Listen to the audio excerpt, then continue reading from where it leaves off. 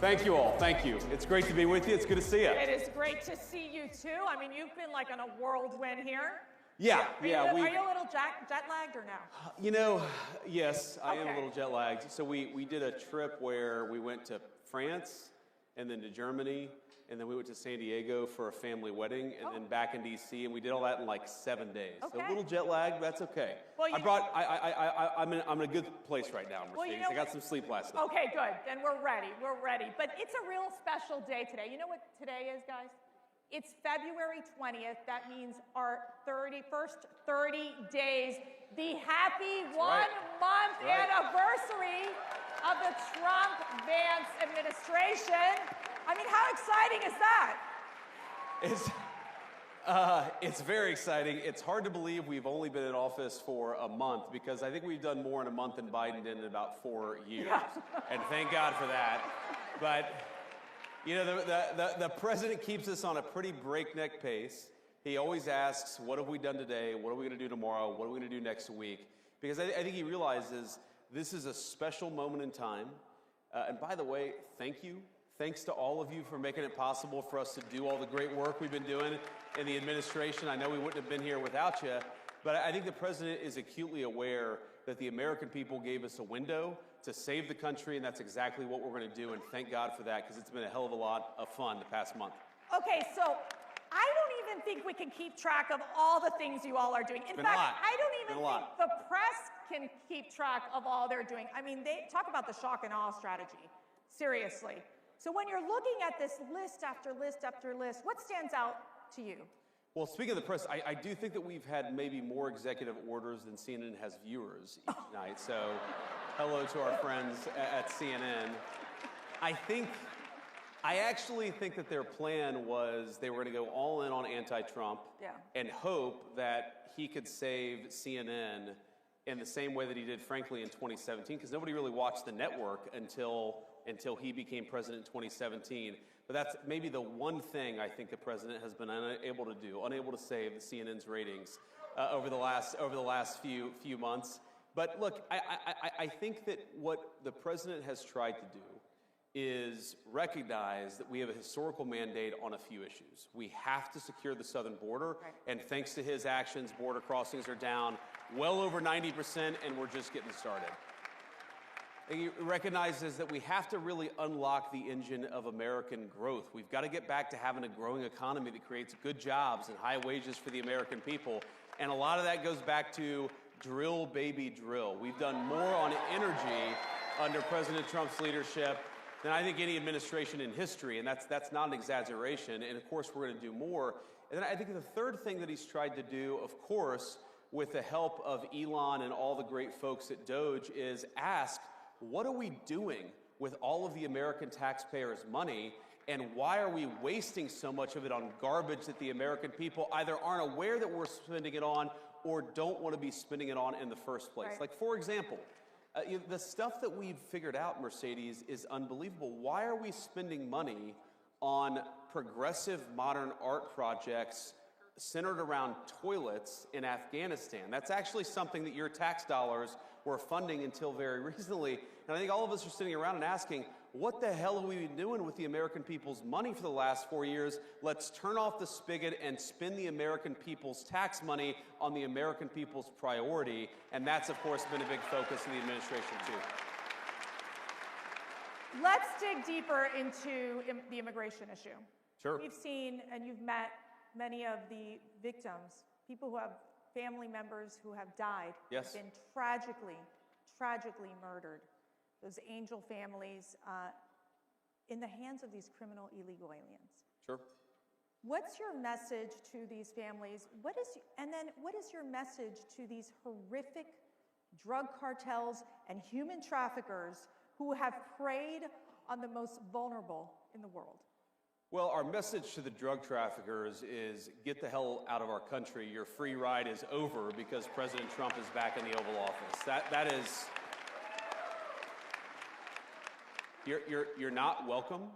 You were never welcome, according to the American people, but unfortunately you had President Joe Biden, who allowed you to run free over the United States of America, and Donald Trump has said, you're terrorist organizations, we're going to go after you, we're going to wage war on you, and certainly we want you out of the United States of America, and that's an important message, of course. But our message, and you know this, Mercedes, our message to the families is President Trump cares about you. He thinks that it's disgraceful what your own government let happen to your children, to your grandchildren, and it's got to stop. And of course, we mourn with people, we pray for people, but we're also asking, as their government, why did this happen to your child in the first place? And the answer is that under Joe Biden, your government didn't do its job. Under Donald Trump, it is. Thank God for that. On the economy, and I'm getting this question all the time, you know, it's this question of affordability, right? Yeah. There's a lot of stress on our families, something that I think Joe Biden could not manage in terms of really helping lower that cost of living and making things just simply more affordable. Sure. We talked about energy independence being a critical component of this, of ensuring that we unleash this economic prosperity. What more needs to be done? Yeah, so one of the first interviews I did, it was, I think 6 or 7 days after the inauguration, and somebody asked me, well, it's been 6 days. What have you guys done to fix the inflation crisis created by Joe Biden? I'm like, well, first of all, it's been 6 days. We've done a lot in 6 days, but it's going to take some time to fix what Joe Biden broke over 4 years. And we know it is easy, unfortunately, to burn the house down. It takes a little bit of time to build it back up. And here's what we have to do. Because look, the fundamental goal of our immigration policy, of our border policy, of DOGE saving taxpayer money, the fundamental goal is we want your children and grandchildren to be able to raise a family in security and comfort in the country that we all love. That is the whole goal of President Trump's agenda. Like safety and prosperity, right? It's pretty common sense stuff. And we know that to do that, we have to, first of all, unleash American energy. Now, why is that so important? Because look, if, you know, we all know grocery prices got too high under Joe Biden's leadership. Well, one of the main drivers of groceries is energy. Because if the farmers are paying more for energy, then we're all paying more for what the farmers grow. And if the truck drivers who are delivering the groceries are paying more for fuel, then we're all paying more for what the truck drivers are delivering to the grocery store. If we unleash American energy, that will do more than anything to drive down the cost for the American people. The second thing, Mercedes, is we have got to stop spending the American people's money on garbage. Every dollar that we take in and spend, you have to pay for, either through taxes or through inflation. And if we spend the American people's money more wisely, if we stop taxing and spending the American people to death, that's also going to bring relief to all of the pricing pressures that are out there. We're going to make it affordable to live in this country again. That's our mandate. That's our goal. And you're right, there's a lot more that we can do, but I think we've got a pretty good start after 30 days. We've got a pretty good start. But we've got this big, beautiful one-bill budget reconciliation scenario. How is that working? What are the dynamics that are happening right now in Congress and what the administration is doing to ensure that a lot of what the president is wanting to do in terms of really pushing forward with economic prosperity and his tax relief initiatives gets done in these bills? Sure. Yeah, it's really important. So the Senate obviously has its own approach, and the president has been very clear that his preference is to put everything in one bill. Right. And part of that is just simple legislative strategy. I think the president has learned a lot about how D.C. works. And I actually talked to the president about this yesterday, and he said to me, look, it's very rare that you can get 2 reconciliation bills done in one Congress, which is why he thinks we've got to do a lot with that one big, beautiful bill, that first reconciliation package that we're going to get through the House and the Senate. It's going well. It's early, right? This stuff takes time to put together. I think, you know, if you had a record-pace reconciliation bill, we would get this thing done in May or in June. I think we're on track to do that. But we've got to do some basic things, Mercedes. One, like I said, we've got to continue to unleash American energy. That's part of the reconciliation bill. We've got to make sure that other countries stop taking advantage of us. That's a big part of President Trump's tariff policy, is we got to stop being taken advantage of. You know, of course, we want to make the President Trump tax cuts permanent and extend them into the future. We want no taxes on tips. We got to do some of the things we talked about during the campaign. That's got to be part of it. And then finally, and this is really important, everything the president has done on the border, we have got to empower him to do it, not just for a month, but for the next 4 years. And we've got to hire more Border Patrol agents. We've got to give Tom Homan and Stephen Miller and Kristi Noem the resources they need to secure the border. And just not to return to the border, but I think so many of our issues come back to the border, because if you take 30, 40 million illegal aliens, you take Medicare fraud, Social Security fraud. Why are we taking the people's Social Security payments and giving it to illegal aliens? We know that's happening in the United States of America today. We've got to stop it. If you get control of the border, Mercedes, you do more to control the fiscal problem, the financial problems that we have in this country than almost anything. Get illegal aliens out of our country, make sure American tax dollars go to American people. That is how you solve the fiscal crisis in the United States of America. Shifting to your incredible speech at the Munich conference. Did you all watch that? I don't know. I think they I'm really glad you guys liked it. Not everybody liked it. You guys liked it. Okay. Not everybody liked it. So,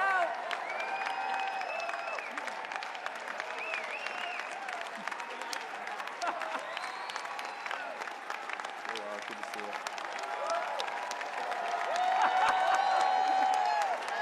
Thank you.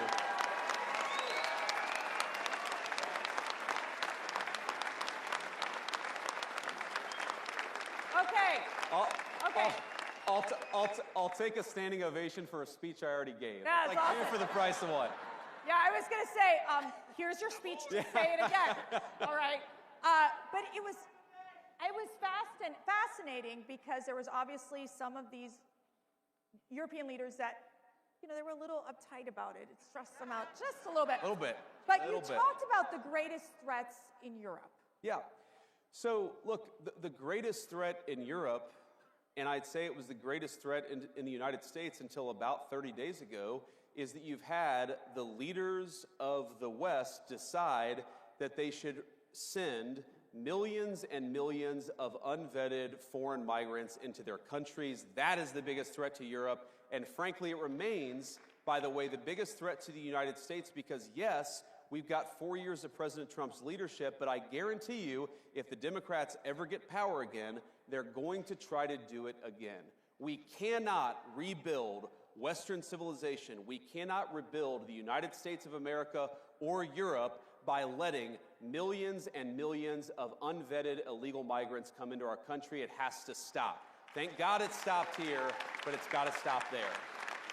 And a related issue, Mercedes, is you can't just stop it. You have to allow European peoples, and of course the American people too, to raise issues about it. Right. You have to allow free speech to debate this stuff. You have to stop doing things to the populations of the world. You've got to give the populations of the world the opportunity to speak up and say, no more of this BS. We want borders. We want sovereignty. We want to be able to speak our own mind in our own country.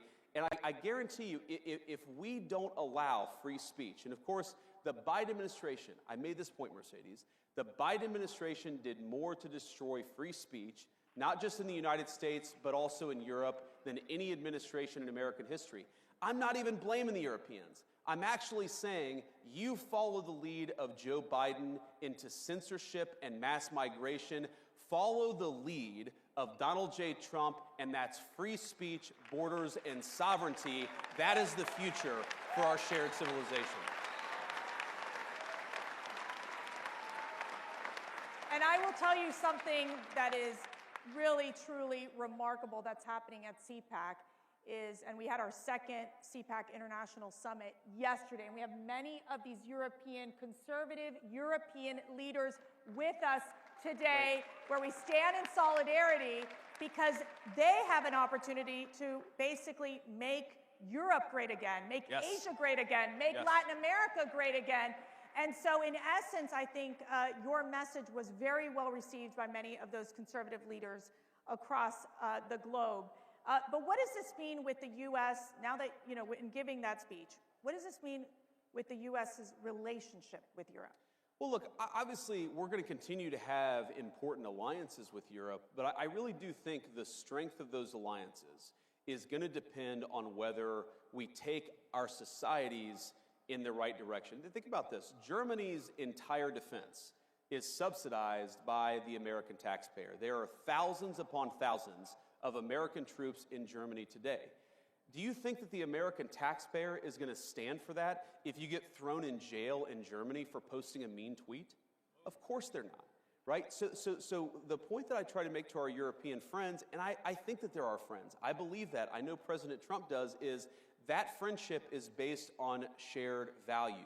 You do not have shared values if you're jailing people for saying we should close down our border. You don't have shared values if you cancel elections because you don't like the result, and that happened in Romania. You do not have shared values if you're so afraid of your own people that you silence them and shut them up. So let's have shared values. Let's defend democracy. Let's have free expression, not just in the United States, but all over the Western world. That is the path to strong alliances in Europe. We had Ambassador Rick Riddell with us yesterday. He'll be on the CPAC stage during these conferences. He has like 3 jobs, or 4 or 5. Yes, he but does. Let me ask you this. Where are we on basically the status of the Russia-Ukraine moving forward in terms of these negotiations in bringing peace to this endless war? It's early, and I think what makes him such an effective negotiator, I've seen this in private, is that he doesn't take anything off the table. When he walks into negotiation, he says everything is on the table. And of course, that makes the heads explode in the American media because they say, why are you talking to Russia? Well, how are you going to end the war unless you're talking to Russia? You've got to talk to everybody involved in the fighting if you actually want to bring the conflict to a close. And I know the president does. But I'll tell you the goals that animate President Trump's policy. It's really simple. He wants the killing to stop. He wants to bring lasting peace to Europe. He doesn't just want to stop it now and have the war restart a month from now. He wants to bring lasting peace to Europe because the president believes this, and he's absolutely right. Peace is in the interest of Russia. It's in the interest of Ukraine. It's in the interest of Europe. But most importantly, peace is in the interest of the American people, and he's going to fight for it for the remainder of his administration. Wherever war breaks out, he's going to be the president of peace. Now, he, of course, is a very good negotiator, a very good businessman. He recognizes that a lot of these issues are tough. It's going to take a smart statesman to figure this stuff out, but we've got that in the White House, and I really believe that we're on the cusp of peace in Europe for the first time in 3 years because we have leadership from the Oval Office, and we haven't had it in 4 years in this country.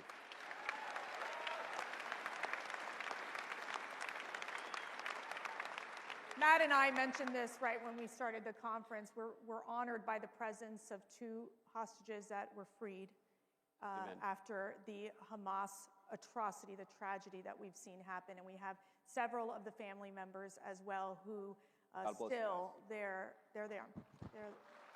Where their loved ones are still being detained by Hamas.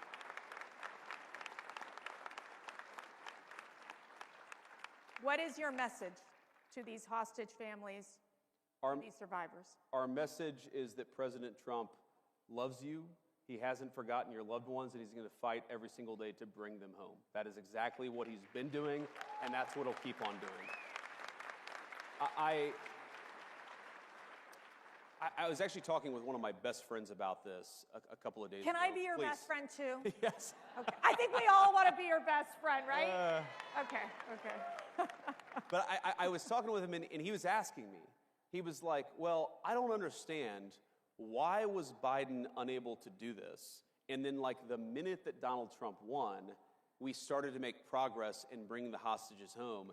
And I said, man, it's just a question of leadership. You actually need a president who is willing to pick up the phone and say, you got to bring these people home. No. We're not focused on that crap right now. We're focused on bringing hostages home. And then when the negotiations hit a wall, because they always do, you need a president who picks up the phone and says, cut this crap out. We've got to make progress, and you've got to keep that pace going. It's leadership. It really is. And I saw it behind the scenes. And what the president did is he empowered, in particular, because this was before we were inaugurated. This is before we had our great Secretary of State, Marco Rubio, or any of the great people around us. The president sent his dear friend, and he's become my dear friend, Steve Witkoff, as an emissary of the President of the United States. And he said, Steve, you speak for me, get it done, and if there are problems, pick up the phone and call me. Steve Witkoff, with the president's leadership, got it done, and it's amazing. And of course, we still got work to do. We've got to finish the process, but I really believe the president is as committed to this as any American leader in my lifetime. We're going to keep on fighting for it. One of the issues that's central to the CPAC community is the issue of pro-life. Of course. And what is the administration going to do to defend the unborn, to provide support for those mothers, those fathers that choose life? Sure. Well, one of the things, of course, the president got done during the first term, and I think that it's why he is accurately called the most pro-life president in American history, is he finally made it possible for the will of the people to speak on the life issue. And that was the Dobbs decision. What that did is it gave the abortion question back to the people. It took it out of the hands of unelected bureaucrats and unelected judges and gave it back to the people. And I think the most important thing that we can do, and as you know, Mercedes, I'm very pro-life, I'm a devout Christian, is that we have got to persuade our fellow Americans, because now we've got the power. We've got the power of persuasion. We've got to persuade our fellow citizens that unborn life is worthy of protecting. It is sacred in the eyes of God, and it should be sacred in the eyes of man too. And we have to pick up the torch and fight for that every single day. And I know you guys are up for the task. I am too. And I think on the administration side, what the president has said, and it's been consistent, it's going to be consistent in the rhetoric and in the policy, is we believe in the Trump administration that babies are good, that families are good, and we want to make it easier for young moms and young dads to choose life, to start families, and to bring new life into the world. That's the whole point of our policy. Now,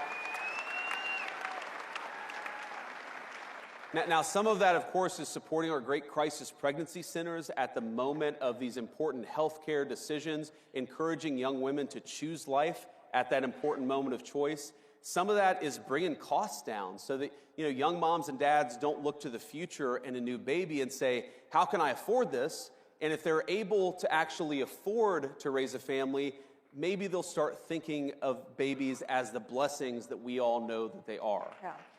And I think... But I think fundamentally this is going to take a lot of leadership from the president on down, but from every single person in this room. We've got to persuade our fellow citizens to stop thinking about babies as inconveniences to be discarded. We've got to start thinking of them as blessings to cherish, and that's exactly what I promise to do. So now we're going to get personal. This is going to be so fun. Your faith. Yep. Why is it so important to you? What does it mean to you? Tell us why, when you go every single day to work, how faith is a part of who you are. Well, first is I believe the fundamental tenet of the Christian faith. It's not just a set of good moral principles, though it is that. I think the fundamental tenet of our faith is that the Son of God became man. He died, and then he raised himself from the dead. That is the fundamental tenet of the Christian faith, and I think so much flows from that. And I think one lesson that flows from that is that we shouldn't fear death. Of course, death is a very bad thing, but there are much more terrible things than just losing one's life, and importantly, you could lose one's soul. And I think whether it's fighting for the unborn, or fighting for peace and security for our citizens. I want us to be the kind of society where my kids can grow up to be virtuous young people, can be good young Christians, of course, because that's what I'm trying to raise them to be, and that's what our public policy is trying to do. Creating the space where moms and dads can raise their children in their faith to become good young people who believe the things that I do. That is what I'm trying to create, is the space for you, of course, to raise your children as you see fit, but the space for me to raise my kids to be the kind of young people that I think they ought to be. And the other thing that I take from it, Mercedes, is if you look at the long history of the Christian faith, we've been around for about 2,000 years now, give or take a few years, and there have been really dark times in the history of the Christian faith. There have been really good times in the history of the Christian faith. And I just try to remind myself that we put our faith in God above, we put our faith in the grace of God, and we try the best to do His will, and we don't worry so much about whether we're going to have earthly rewards. We worry about whether we're doing right by God Almighty above. That's what I try to do, and that's how I try to run my life in public. You mentioned raising these children into good people and also into good citizens that Yes. can contribute to society and to the world.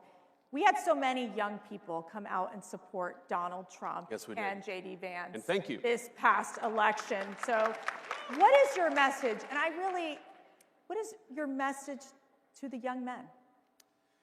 You know, I guess my message to young people generally is we're trying to make your life better. And that is the simple thrust of President Trump's policy is we want you to be able to buy a home. We want you to be able to work a good job. We want you to be able to raise your kids, like I said, according to the values that you believe in. And we want you to be able to build a nice life in this country that all of us love. That is what we're trying to do. And, you know, you guys more than anybody, more than me, I'm talking about people under the age of 30 in particular, you guys are going to have to deal with the consequences of good policy or of bad policy for much longer than the rest of us. And I want you guys to think about the future and ask yourself, do you want safe communities? Do you want a prosperous life? Do you want to be able to work a good job? Or do you want that job shipped off to China or somewhere else? We're fighting for you every single day. We want you to help fight for us because we've got to win. Not just the policy battles of the next couple of months. We've got to win the midterm elections in a couple of years. We need you. We recognize that we need you, and we're fighting for you every single day. And I think, you know, you asked me, you know, my message to young men is I think that our culture sends a message to young men that you should suppress every masculine urge. You should try to cast aside your family. You should try to suppress what makes you a young man in the first place. And I think that my message to young men is don't allow this broken culture to send you a message that you're a bad person because you're a man, because you like to tell a joke, because you like to have a beer with your friends, or because you're competitive. It's...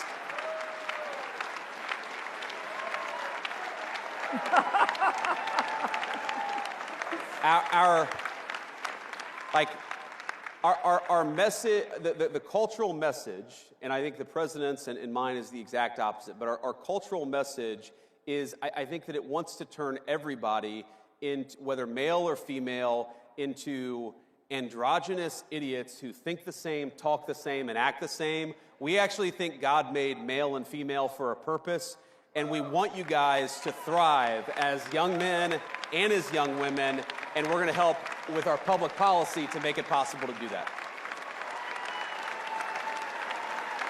And by the way, I actually think, Mercedes, this is the thing that President Trump, this is why the media went after him so hard, is because, you know, when I think about, like, what is the essence of masculinity, you could answer this in so many different ways, but when I think about me and my guy friends, we really like to tell jokes to one another.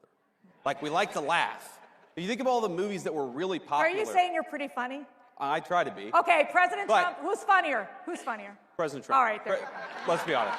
There you go. He's got the best sense of humor of any American political figure. But I think this is why young men in particular are so, they're so inspired by President Trump, is because he doesn't allow the media to tell him he can't make a joke or he can't have an original thought. President Trump just says what's on his mind. That's a damn good thing, and it's a good example to set for young men in American culture.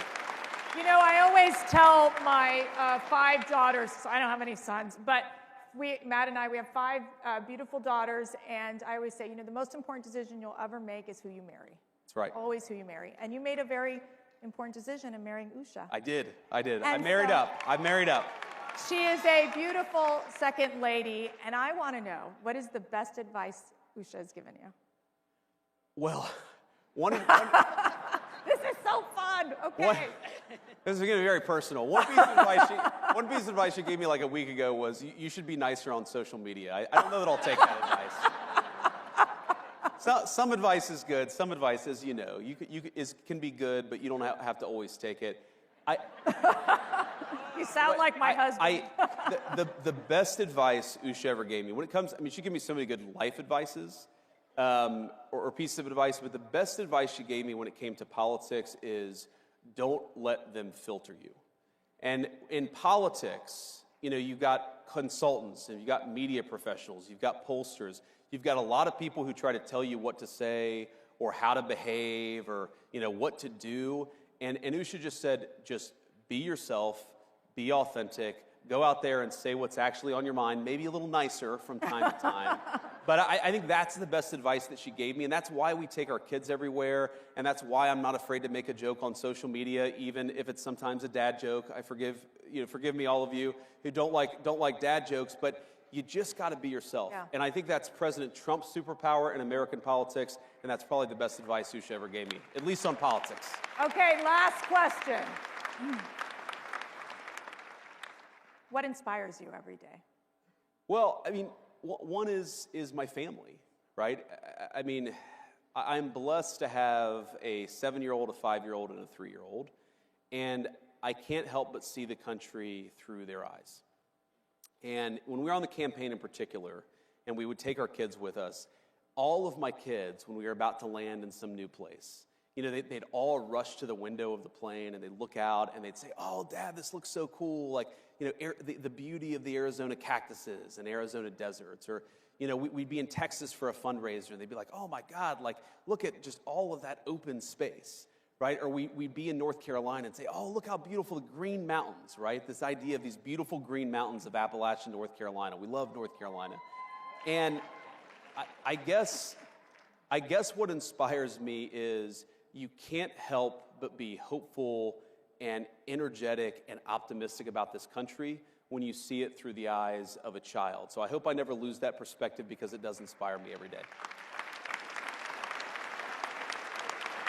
Well, Mr. Vice President, you inspire us every day. We are praying for you. We are praying for your family. We are praying for this incredible administration, for, of course, President Donald Trump, and we are honored that you are here with our CPAC family. And I'm honored to be here. Thank you. Thank you. Thank you so much. Thank you all. I love you guys. Thank you.